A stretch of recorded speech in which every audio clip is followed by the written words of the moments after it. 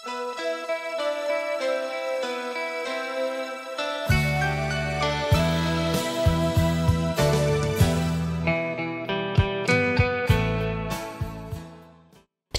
rezervace Peliny se rozkládá těsně u města Choceň v okrese Ústí nad Orlicí.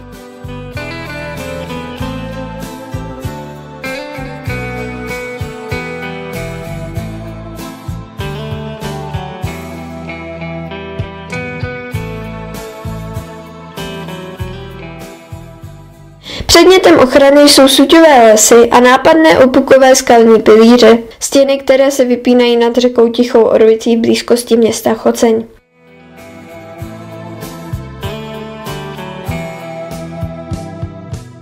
Kromě skalních pilířů je celá lokalita zalesněna.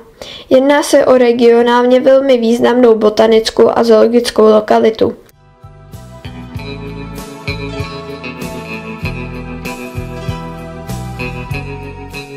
Leží na hlavní migrační trase teplomilnější fauny a flóry mezi Moravou a Čechami.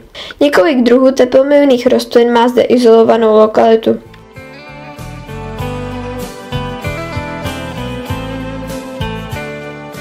Název Peliny pochází od mlýna Pelín, který v této oblasti stával někdy ve středověku. Nad skalami v Pelinách kdysi stávala tvrz Vranov neboli Koutníkov. Do současnosti se z ní však nedochovalo prakticky nic.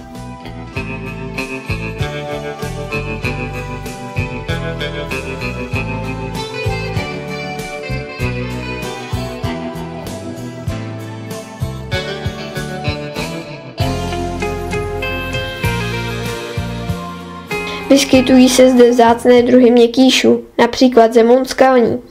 Žije zde také mnoho druhů ptáků, například strakapout velký, sýkora koňadra, sýkora modřinka, brhlík lesní a šoupálek dlouhoprstý. Ze sov sem zalétá a možná i hnízdí puštík obecný, vír velký a další četné druhy. V rezervaci je vysoká druhová různorodost plžů.